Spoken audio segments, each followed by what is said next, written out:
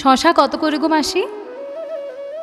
একরাশ ক্লান্তি মাখা ধূসর চোখ দুটো সামান্য ওঠে।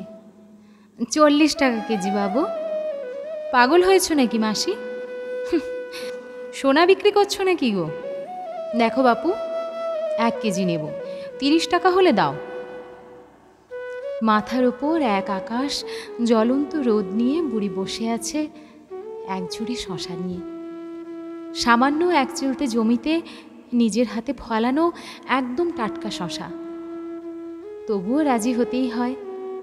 30 টাকায় হয়তো 1 কেজি চাল আর কিছু আলু ঘরে নিয়ে যাওয়া যাবে। কাপা কাপা হাতে বুড়ি ওজন করছে। আমাদের মুখে তখন বিজয়ীর হাসি। দরদাম করে 10 টাকা তো অন্তত সেভ করতে পেরেছি। বুড়িটা বাড়িয়ে দেওয়া থলিতে শশাগুলো ঢেলে দেয়। আর আমরা দরদাম করেই চলি। দেবকমল চক্রবর্তী।